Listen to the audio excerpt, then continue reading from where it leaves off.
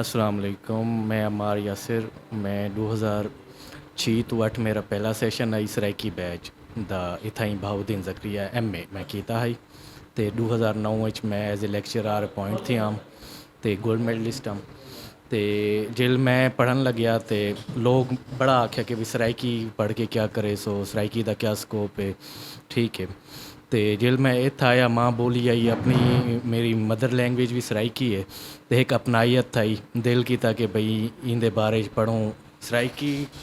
ज़बान को ज़्यादा सियासी तौर पर गिदया वेंदे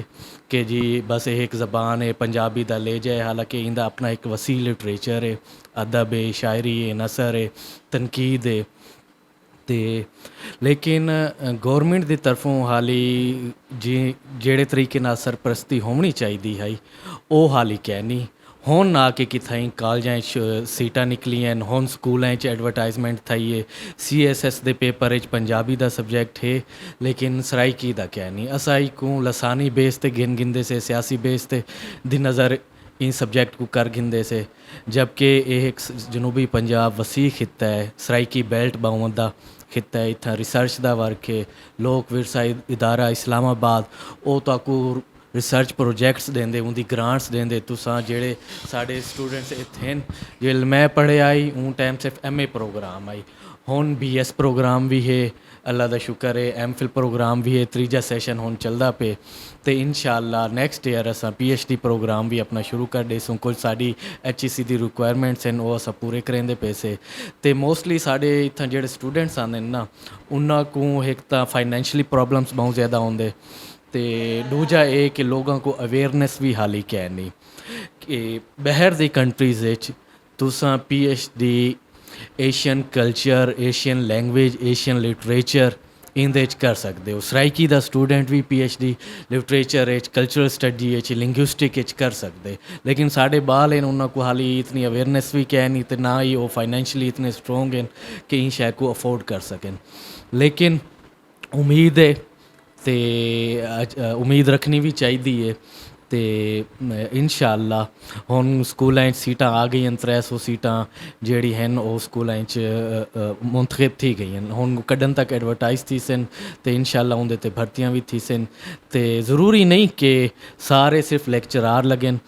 तुहाकू तुहाडे सब्जैक्ट ते गिरफ्त होना चाहिए तुस NGOs बन सकते हो TV एंकर बन सकते हो ठीक है अपने रिसर्च प्रोजेक्ट्स बनाओ हुण साडी कोशिश है कि अस अपने सिलेबस कुछ ऐसे भी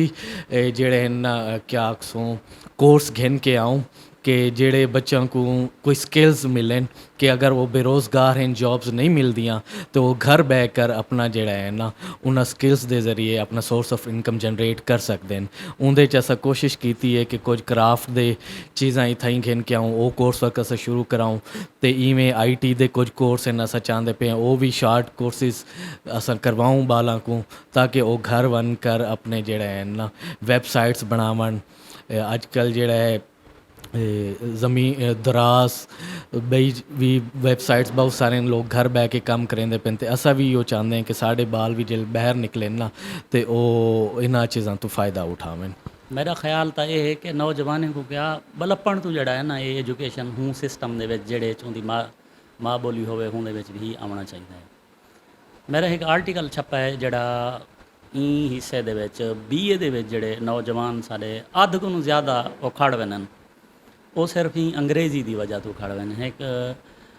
बाहरली जुबान की वजह तो खड़ वन अदरवाइज उन्होंने 90% 80% मार्क्स जोड़े होने वो लोकल जुबाने या बाकी बीने जुबाने आ वन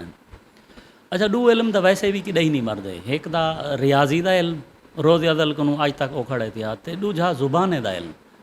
का इल्म जे तक इंसान है वो बुले सी कई शे घिन दे घिन बाकी मामला अगर वो कई शे अलवेंदा खड़े तो उनके जुबान जड़ा है वो इंतहाई इंपॉर्टेंट है सो गाल वल अगर सराइकी खिते ते आंदी है या सराइकी जुबान दे उत्ते आंदी है क्या अंग्रेज़ी जुबान अंग्रेज़ी कितें ज़रूरी है अगर उन्हें कितें ज़रूरी है तो सराइकी खिते के लोगों कितें सराइकी जुबान भी उवें ज़रूरी है जिमें सिंधी कितें सिंधी की जुबान ज़रूरी है बलोचें कितें बलोची की जुबान ज़रूरी है तो इत्थों का इंसान जड़ा है इत्थों का बाशिंदा इत्थों का नौजवान ज़रूरी है अपनी एजुकेशन माँ बोली दे विच घेनी चाहिए अल कयासों को BA को हट के MA MPhil PhD हर सत्ता उत्त घेनी चाहिए ਬਾਕੀ ਦੂਜਾ ਇਹ ਨਾ ਸਮਝਾ ਵञे ਕਿ ਬਈ ਸਰਾਇਕੀ ਅੱਜ ਦੀ ਹੈ ਇਹਦੋਂ ਪਿੱਛਾ ਕੋਈ ਨਹੀਂ। ਵੈਦਿਕ ਜ਼ੁਬਾਨਾਂ ਦੇ ਵਿੱਚ ਉਹ ਇੱਕ ਆਪਣਾ ਨਾਜ਼ਮ ਮਸ਼ਹੂਰ ਹੈ, ਸੰਗਲੀ ਜਿਨ੍ਹਾਂ ਦੀ ॾाॾी ਸੋਢੀ ਜਿਨ੍ਹਾਂ ਦੀ ਮਾਂ, ਮੱਲੀ ਜਣੇ ਪੰਜ ਪੁੱਤ ਡਾਇਰ ਭੁੱਟਾ ਨੈਜ ਸੁਜਰਾ ਲੰਗਾ। ਹੁਣ ਇਹ ਜਿਹੜੇ ਮੱਲੀ ਹਨ हिने ही सिकंदर आदम ਦੇ ਨਾਲ ਜੰਗ ਲੜੀ ਹੈ 326 ਕਬਲ ਮਸੀਹ ਕਦਾਮਤ ਦੇ ਲਿਹਾਜ਼ ਨਾਲ, ਇਲਮੀ ਲਿਹਾਜ਼ ਨਾਲ, ਬਾਕੀ ਦੂਜੇ ਮਾਮਲਾ ਤਾਰੀਖ ਦੇ ਲਿਹਾਜ਼ ਨਾਲ ਜਿਹੜਾ ਹੈ ਇਹ ਜ਼ੁਬਾਨ ਇਹ ਖਿੱਤਾ ਆਪਣੇ ਲਿਹਾਜ਼ ਨਾਲ ਮਜ਼ਬੂਤ ਹੈ। ਸੋ ਇੱਕ ਵੱਡਾ ਨੈਟਵਰਕ ਹੈ, ਵੱਡੀ ਮਈਸ਼ਤ है, ਵੱਡਾ ਆਰਕਾਈਵ रखदे। सो लोगों को सारे नौजवानों को इतना आना चाहिए, ज़रूरी है, बहुत ज़रूरी है। अच्छा मुस्तकबिल के हवाले नाल क्योंकि एजुकेशन है वो असा अजकल मार्केटिंग बनाई हुई है ना। पिछले डी में कोई इतफाक था उर्दू का टैसट देखने दे उतन कर कोई कमो बेश 20,000 स्टूडेंट होया 120 सीटें दे या कमो बेश 200 सीटां हैं जिन्होंने दे वो टैसट वास्ते होया। ऊँ तो कुछ डी पहले मैं को सरायकी दे उनके टैसट का इतफाक थिया 14 सीटें के अगेंस्ट कोई 100 स्टूडेंट भी कना आया। सो ई रेशो के हवाले नाल भी असां अगू ते ही से मज़ीद दर खुल सन। ये नहीं कि भाई एजुकेशन डिग्री जड़ी है उनके नाल तुहाडी गल ठीक है कि नाल थोड़ा जिहा प्रोडक्टिव अच्छा मईशत के हवाले नाल कुछ उहदे विच कोई उस समय कोर्सेस साढ़े ई जड़ी साडा इत्थां कर जिहड़ा हुण डिसिपलिन चलदा पे उहदे विच कंप्यूटर भी है, उहदे विच बिना चीज़ां जिहड़ा अच्छा क्रिएटिव भी हैं चीज़ां कि सारा स्टूडेंट ये ना हो कि इतों वजे मार्केट मार खा वजे इवें ना थी सी। इंशाअल्लाह मुकाबला करे सी।